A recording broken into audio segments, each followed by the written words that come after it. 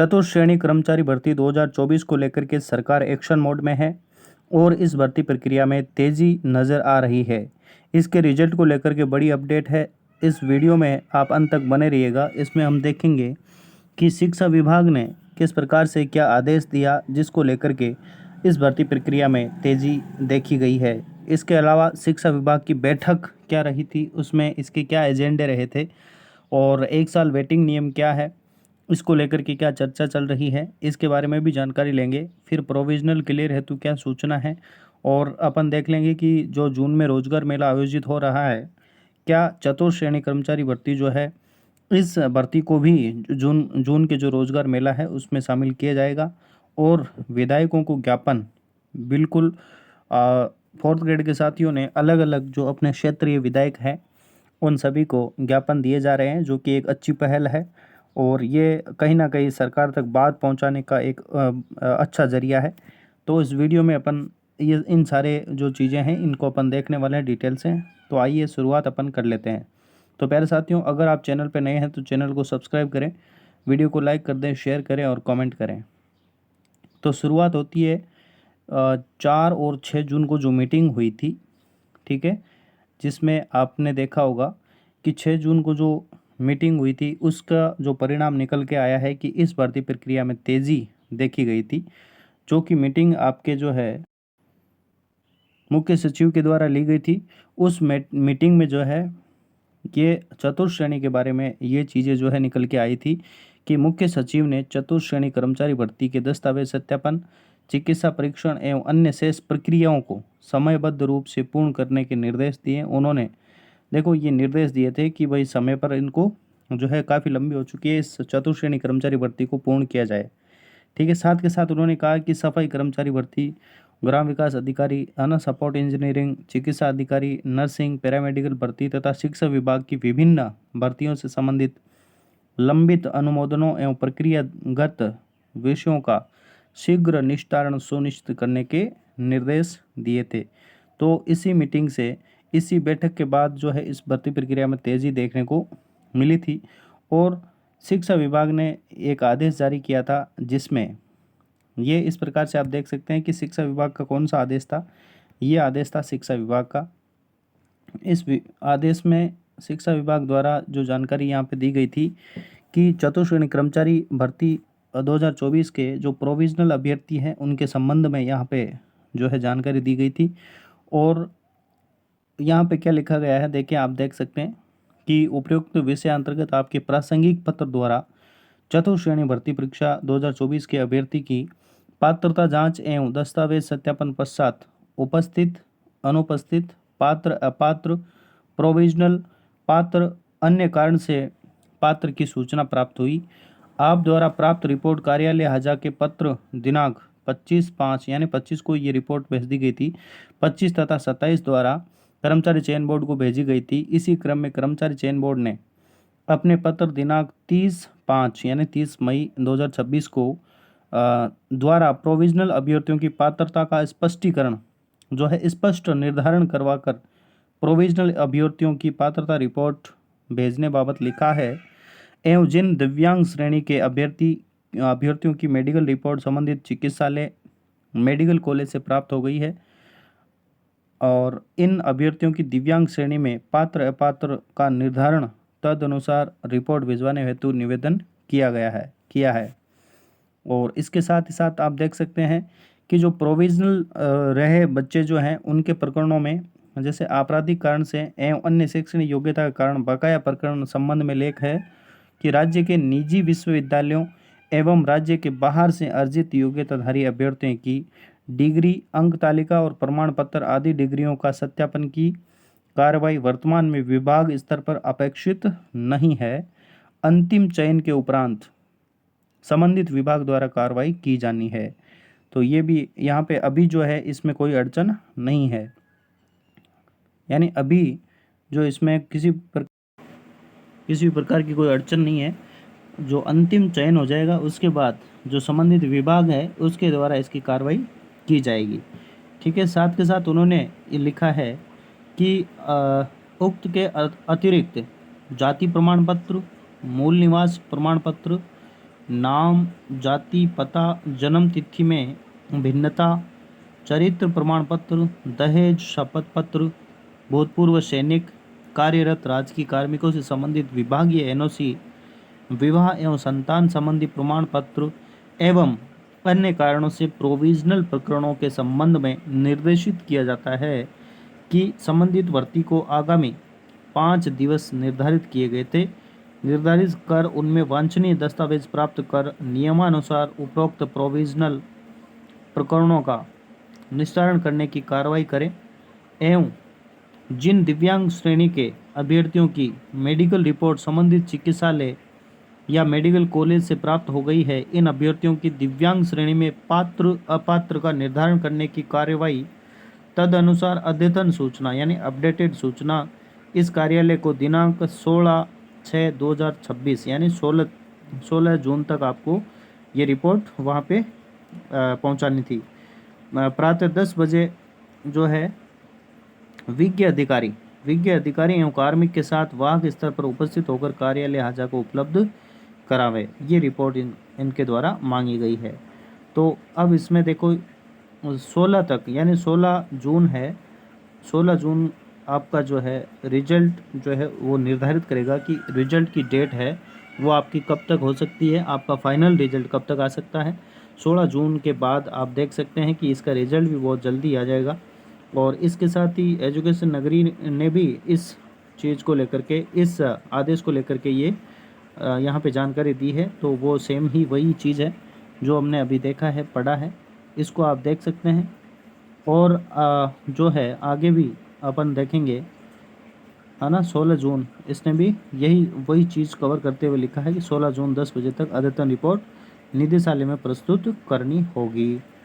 Next अपन देख लेते हैं कि एक जो है इसकी बैठक हुई थी, है ना, माध्यमिक शिक्षा निदेशालय बीकानेर जो है इसकी बैठक हुई थी। इस बैठक सूचना में क्या निकल के आया था, तो यहाँ पर देखो आप देख सकते हैं कि अधोहस्ताक्षरित कर्ता की अध्यक्षता में चतुर्थ श्रेणी कर्मचारी सीधी भर्ती 2024 के दस्तावेज सत्यापन के संबंध में एवं देखो एक तो 4th ग्रेड की बात यहाँ पे कर रही है की जा रही है, और एक शारीरिक शिक्षा अध्यापक 2022 की जो भर्ती है इसकी बात हो रही है। तो 2022 की जो ही भर्ती थी, पीटीआई कह सकते हैं हम, शारीरिक शिक्षा अध्यापक 2022 की संभाग स्तरीय समिति द्वारा की जा रही जांच एवं अभ्यर्थियों के वेतन नियमितीकरण एवं स्थायीकरण के संबंध में बैठक कब ली गई थी, दिनांक 11/6/2026 को 2:30 बजे से 3 बजे तक वीडियो कॉन्फ्रेंसिंग के माध्यम से आयोजित की गई थी, ठीक है। और आयोजित जो है वीसी में निम्नलिखित अधिकारीगण पूर्व तैयारी के साथ भाग लेना सुनिश्चित करें। इस बैठक में कौन कौन शामिल हुए थे, तो समस्त आपके संयुक्त निदेशक थे स्कूल शिक्षा के, और राजस्थान कर्मचारी चयन बोर्ड, जयपुर के चतुर्थ श्रेणी कर्मचारी सीधी भर्ती 2024 की भर्ती संबंधित विज्ञ जो अधिकारी हैं वो इसमें मौजूद रहे थे, और शारीरिक शिक्षा अध्यापक भर्ती वाले जांच जो है इसके संबंध में दिनांक 14/8/2025 द्वारा जो गठित संभागीय स्तरीय समिति के समस्त सदस्यों द्वारा यहाँ पे इस मीटिंग में भाग लिया गया था। तो इस मीटिंग के एजेंडे क्या क्या रहे थे, इसमें चतुर्थ श्रेणी के बारे में क्या कहा गया था, वो बात अपन देख लेते हैं। यहाँ पर देखो बैठक का प्रमुख एजेंडा है वो क्या था कि चतुर्थ श्रेणी कर्मचारी सीधी भर्ती 2024 के दस्तावेज सत्यापन अंतर्गत बकाया प्रकरणों अभ्यर्थियों के दस्तावेज सत्यापन पश्चात उनसे संबंधित टिप्पणियां अंकित करने, दिव्यांग एवं उत्कृष्ट खिलाड़ी श्रेणी के प्रकरण संबंध में एवं अन्य कठिनाइयों के संबंध में चर्चा की गई थी इसमें। और ये जो शारीरिक शिक्षा है 2022 की, इसमें जो संभाग स्तरीय समिति द्वारा की जा रही जांच एवं अभ्यर्थियों के वेतन नियमितीकरण एवं स्थायीकरण के संबंध में कार्यालय हाजा द्वारा जारी पत्र 2/6/26 में प्रदत्त निर्देशों के क्रम में अद्यतन स्थिति के संबंध में चर्चा की गई थी, और अन्य बिंदु अध्यक्ष महोदय की अनुमति से थे। अब यहाँ पर आप गौर करें कि जो चीज़ें हैं यहाँ पर आप ये देख सकते हैं कि यहाँ पर क्या क्या निर्णय जो है वो लिए गए थे, और आप देख सकते हैं वो एजेंडा तो था, तो निर्णय ये लिए गए थे, ये आपने अभी देखें। और अब अपन साथ के साथ अपन देख लेते हैं कि इसके बाद जो है इसमें प्रोविज़नल लिस्ट वाले जो है इसमें विभिन्न मंडलों द्वारा जो है इनके पुनः दस्तावेज सत्यापन के लिए तैयारियां शुरू कर दी गई है और कुछ मंडल्स के जो है इनकी पुनः डीवी जो है वो हो चुके हैं। तो यहाँ पर मैं एक एग्जांपल के तौर पे चूरू मंडल का लेकर के आया हूँ, जिसमें आप देख सकते हैं कि श्रीमान निदेशक माध्यमिक शिक्षा राजस्थान बीकानेर के पत्रांक शिविरा माध्य, ये आप पढ़ सकते हैं। यहाँ पर आप देखें कि राजकाज बैठक सूचना क्रमांक अपन यहाँ से पढ़ते हैं। इनके निर्देशानुसार चतुर्थ श्रेणी कर्मचारी सीधी भर्ती 2024 में दस्तावेज सत्यापन में पत्रावलियाँ दस्तावेज की पुनः जांच हेतु निम्नलिखित अधिकारी कार्मिकों के दस्तावेज सत्यापन जांच दल का गठन कर निर्देशित किया जाता है कि 13/6/2026 को दस्तावेज सत्यापन, ये जो स्थान है गोपीराम गोयनका राजकीय उच्च माध्यमिक विद्यालय चूरू, इसमें जो है जिनका पुनः जांच करना है उसके लिए जिन टीचर्स का, जिन अध्यापकों की जो कमेटी बनानी थी, है ना, उनके जो मंडल बनाने थे, क्या बोलते हैं, जांच दल बनाने थे, उनको बना करके यहाँ पर 13 जून को इनका दस्तावेज सत्यापन हो चुका है, जो कि चूरू की इस गोयनका स्कूल में हुआ था। इसी प्रकार से विभिन्न अलग अलग मंडल द्वारा अलग अलग डेट्स पर, यानी 16 जून तक सभी जो है सभी मंडल की जो प्रोविज़नल लिस्टें हैं, जो प्रोविज़नल जो अभ्यर्थी रहे हैं, उनकी पुनः जांच करके इस भर्ती प्रक्रिया में तेज़ी आ रही है और 16 जून तक आपके जो है फैसला आ जाएगा कि इसका रिजल्ट कब तक जारी होगा और कितने 16 के बाद भी कितने बच्चे हैं प्रोविज़नल रहते हैं। अब प्रोविज़नल को लेकर के कुछ सवाल ये है कि प्रोविज़नल का हम पता कैसे करें, हमें कैसे पता चलेगा कि हम प्रोविज़नल है या बिल्कुल नॉर्मल है। तो इसका मतलब आप भी अगर ये सोच रहे हैं कि हम प्रोविज़नल के बारे में कैसे पता करें कि हम क्या हमारा भी नाम प्रोविज़नल में है या नहीं है, तो प्यारे साथियों, जिनका प्रोविज़नल लिस्ट ऑलरेडी जो है सारे मंडल बना चुके हैं और जो अभ्यर्थी प्रोविज़नल में है, केवल उन्हीं को मैसेज या ईमेल के माध्यम से, या तो फ़ोन SMS या ईमेल के माध्यम से उनके पास मैसेज किए जा रहे हैं। बाकी नॉर्मल अभ्यर्थियों के पास ऐसे मैसेज नहीं आ रहे हैं। तो इसके संबंध में आप देख सकते हैं कि एक और देखें आप कि चतुर्थ श्रेणी कर्मचारी सीधी भर्ती 2024 के अंतर्गत विचारित सूची के प्रोविज़नल अभ्यर्थियों को दिनांक 13/6/26 को दस्तावेज पूर्ण करने का अंतिम अवसर, यानी जो अभ्यर्थी 13 से लेकर के 16 तक जो है अपना प्रोविज़नल क्लियर नहीं करवा पाते हैं, तो ये इनका अंतिम अवसर है। तो अंतिम अवसर प्रदान करने तथा जमा ना कराने पर अपात्र किया जाएगा और अपात्र किए जाने की सूचना के संबंध में है। और जब अपात्र कर दिया जाएगा तो इसकी पूरी जिम्मेदारी जो है वो स्टूडेंट की खुद की रहेगी।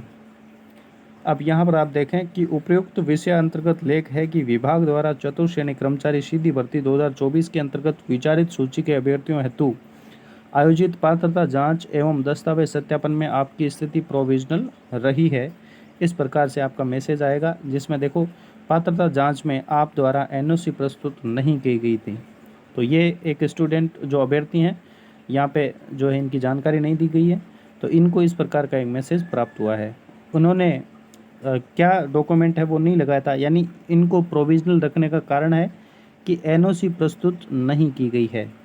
ठीक है, ये गवर्नमेंट सर्वेंट है और इन्होंने NOC प्रस्तुत नहीं की थी, तो उसके संबंध में इनको प्रोविज़नल किया गया है। उक्त प्रमाण पत्र या दस्तावेज गोपीराम गोयनका राजकीय उच्च माध्यमिक विद्यालय चूरू में दिनांक 13 को इनको जो है 13 तारीख को, यानी 13 जून को इनको बुलाया गया था, है ना, 10 बजे यहाँ पे बुलाया गया था। व्यक्तिशः उपस्थित होकर जमा कराना सुनिश्चित करावे, इनको 13 को बुलाया गया था और उम्मीद करता हूँ ये वहाँ पहुँचकर अपना जो है ये कवर करवा चुके होंगे, डीवी पुनः डीवी जो है संपूर्ण करवा चुके होंगे। नियत दिनांक तथा उक्त दस्तावेज पूर्ण नहीं करने पर विभाग द्वारा विज्ञप्ति में अंकित प्रावधानों, शासन से समय समय पर जारी परिपत्र एवं निर्देशों के क्रम में राजस्थान कर्मचारी चयन बोर्ड जयपुर को आपकी पात्रता अपात्रता अंकित कर प्रेषित कर दी जाएगी। यानी आपकी जो पात्रता है वो अपात्र अंकित कर प्रेषित कर दी जाएगी, जिसकी समस्त जिम्मेदारी आपकी स्वयं की होगी। ठीक है, जो आपका तय जो दिनांक दी जाती है उस दिनांक पे आपको अपना जो दस्तावेज पूर्ण करवाना है। अगर आप ऐसा नहीं करते हो तो इसकी संपूर्ण जिम्मेदारी जो है अभ्यर्थी की स्वयं की होगी। ठीक है, तो इस प्रकार से ये प्रोविजनल का भी आपको पता लग जाएगा, इसलिए आपको चिंता नहीं करनी है। अगर आप जनरल हैं, आपका सारे डॉक्यूमेंट्स डीवी कंप्लीट हो चुका है और आपको किसी भी प्रकार का कोई मेल या एसएमएस प्राप्त नहीं हुआ है तो आपका डीवी कंप्लीट है। और फिर भी सावधानी के लिए आप अपना जो मेल है जो आप चेक कर सकते हैं, एसएमएस चेक करते रहें और जो मोबाइल नंबर आपने फॉर्म फिल करते समय यहाँ पर दे रखे हैं उस सिम को एक्टिव रखें, ताकि किसी भी प्रकार का कोई मैसेज आए तो आपको पता लग जाए।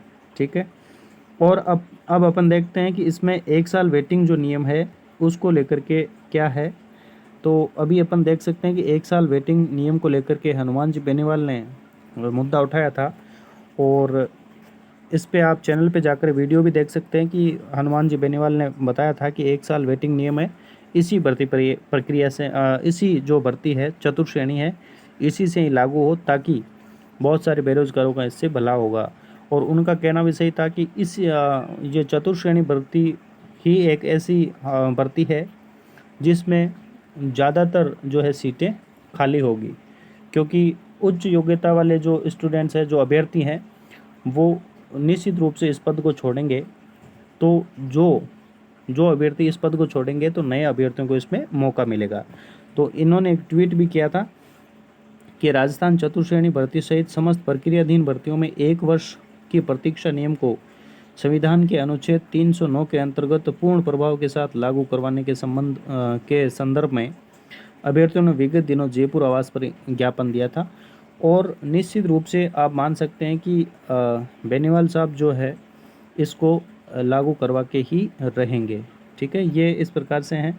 और साथ के साथ चतुर्श्रेणी के बारे में जो हमारे बेरोजगार नेता है ना, बेरोजगार यूनियन के जो लीडर है हनुमान किसान, उन्होंने भी कुछ लिखा है इसके बारे में, और लिखते हुए कहा है कि चतुर्श्रेणी कर्मचारी भर्ती के परिणाम में आ रही रुकावट को दूर करने के लिए प्राथमिकता के साथ कार्य करने का सरकार ने सख्त आदेश दिया है। ठीक है, जिसका परिणाम भी जल्द देखने को मिलेगा, जिसका परिणाम भी है आपको जल्द देखने को मिलेगा और मिल भी रहा है। हम सभी यही चाहते हैं कि जल्द से जल्द परिणाम जारी हो, क्योंकि परिणाम के बाद विभाग आवंटन की प्रक्रिया में भी समय लगेगा। इसका मतलब क्या है कि रिजल्ट आ जाएगा, उसके बाद भी आपको समय जो है लगेगा, क्योंकि अलग अलग विभाग की है तो विभाग आवंटन होने में इसको समय लग जाएगा। इस समय कोई अड़चन नहीं आए, इसलिए परिणाम से पूर्व ही सारी समस्याओं का समाधान हो जाए, जिससे पिछली एलडीसी की तरह समय पर जो है नियुक्ति मिल सके। तो ये भी एक अच्छी बात है। पिछले एलडीसी में बीकानेर से लेकर सभी जगह दिन रात भागदौड़ इनको करनी पड़ी थी, और शिक्षा विभाग जल्द से जल्द शेष कार्य पूरा करके बोर्ड को डाटा भेजें, जिससे समय पर परिणाम जारी हो सके और चयनित साथियों को समय पर नियुक्ति मिल सके। और साथ के साथ इन्होंने लिखा है कि समय पर नौकरी मिलने की खुशी एक पीड़ित चयनित बेरोजगार ही समझ सकता है। तो ये बात भी इन्होंने बहुत अच्छी लिखी है, सही है। और इसके अलावा अब देखें कि जो रोज़गार मेला आयोजित हो रहा है जून माह में, उसमें भर्ती को जो है चतुर्श्रेणी कर्मचारी भर्ती को इसमें शामिल करने की क्या संभावना है, क्या की जा सकती है या नहीं की जा सकती है। आप अपना मत भी कमेंट बॉक्स में बता सकते हैं कि क्या चतुर्श्रेणी भर्ती परीक्षा जो है भर्ती है इसको रोज़गार मेले में शामिल किया जाएगा या नहीं किया जाएगा। आप अपनी राय जो है कमेंट बॉक्स में ज़रूर बताना। तो ये आप देख सकते हैं कि आगामी मुख्यमंत्री रोजगार उत्सव माह जून 2026 में संभावित है। इसके संबंध में क्या है देखें आप कि उपयुक्त विषय अंतर्गत राज्य सरकार के द्वारा सभी जिला मुख्यालयों पर रोजगार उत्सव माह जून में आयोजित किया जाना संभावित है। जून में आयोजित किया जाना क्या है, संभावित है। मुख्यमंत्री कार्यालय द्वारा नव चयनित अभ्यर्थियों को समारोह पूर्वक नियुक्ति पत्र वितरण करना सुनिश्चित करने हेतु सभी आवश्यक व्यवस्थाएं करने एवं किस जिले में कितने लोगों को नियुक्ति पत्र दिए जाने हैं उनकी सूचना भिजवाने के संदर्भ में निर्देश प्रदान किए गए। अतः रोजगार उत्सव में आपके विभाग से संबंधित दी जाने वाले नियुक्तियों की सूची संलग्न कर निवेदन है कि सूचना निर्धारित प्रपत्रों में जिलेवार 3 दिवस में इस विभाग की ईमेल आईडी पर, ये ईमेल आईडी है, इस पर सॉफ्ट कॉपी इनको भेजनी है, मैं आवश्यक रूप से प्रेषित करवाने का श्रम करावें ताकि सूचना से मुख्यमंत्री कार्यालय को समय पर अवगत कराया जा सके। ठीक है, ये सरकार ने कहा है। ठीक है, तो यहाँ पर आप देख सकते हैं इसमें कौन कौन से बिंदु जो है वो लिए गए हैं। यहाँ पर आप देख सकते हैं कि कौन कौन सी जो भर्तियाँ हैं उनको इस रोजगार मेले में शामिल किया जाएगा। तो फर्स्ट आप देखें कि दिनांक 28 फरवरी 2026 के पश्चात दी गई नियुक्तियों में कार्य ग्रहण करने वाले अभ्यर्थियों को जिलेवार जो है इनका विवरण प्रस्तुत करना है। इसका मतलब क्या हो गया कि 28 फरवरी के बाद जिन भर्तियों में जिन अभ्यर्थियों को नियुक्ति मिली है उनका विवरण यहाँ पे मांगा गया है इस रोजगार मेले के लिए। ठीक है, नेक्स्ट है कि माह जून 2026 में दी जाने वाली नियुक्तियों का जिलेवार विवरण, और जून माह में कौन कौन सी ऐसी परीक्षाएं हैं जिनमें जो है नियुक्तियां दी जाएंगी, उन सभी नियुक्तियों का भी इसमें जिलेवार विवरण मांगा गया है। थर्ड है कि वर्तमान सरकार के कार्यकाल में अनुकंपा एवं शहीद आश्रितों यानी पूर्व आयोजित रोजगार उत्सवों में शामिल किया जा चुका हो उनको छोड़ करके जो आश्रितों को दी गई नियुक्तियों का जिलेवार विवरण भी इन्होंने मांगा है सरकार ने। दिनांक 28 फरवरी 2026 के पश्चात दी गई संविदा आधारित नियुक्तियों में कार्य ग्रहण करने वाले एवं माह जून 26 में दी जाने वाले नियुक्तियों के संबंध में संबंधित अभ्यर्थियों का जिलेवार विवरण इनको प्रस्तुत करना है। नेक्स्ट और अंतिम पॉइंट है कि पूर्व में दिनांक 28 फरवरी 2026 को आयोजित रोजगार मेले में प्रदान नियुक्तियों में कार्य ग्रहण नहीं करने वाले अभ्यर्थियों के स्थान पर प्रतीक्षा सूची से चयनित अभ्यर्थियों को दी गई नियुक्तियों का जिलेवार विवरण। ठीक है, 28 आप समझ रहे हैं कि पूर्व में दिनांक 28 फरवरी को आयोजित रोजगार मेले में, यानी इसका मतलब क्या है कि 28 फरवरी को जो रोजगार मेला आयोजित हुआ था, आयोजित रोजगार मेले में प्रदान नियुक्तियों में कार्य ग्रहण नहीं किया, जिन्होंने ज्वाइनिंग नहीं की, ऐसे अभ्यर्थी जिन्होंने ज्वाइनिंग नहीं की, तो नहीं करने वाले अभ्यर्थियों के स्थान पर जो वेटिंग लिस्ट वाले थे, प्रतीक्षा सूची से चयन होने वाले अभ्यर्थी हैं, अभ्यर्थियों को दी गई नियुक्तियों का जिलेवार विवरण, है ना। जो पिछले रोजगार मेले में जिन्होंने कार्य ग्रहण नहीं किया था तो उसके स्थान पर वेटिंग लिस्ट वाले अभ्यर्थी हैं, उनकी जो नई नियुक्ति दी जाएगी उनका जिलेवार विवरण यहाँ पे मांगा गया है।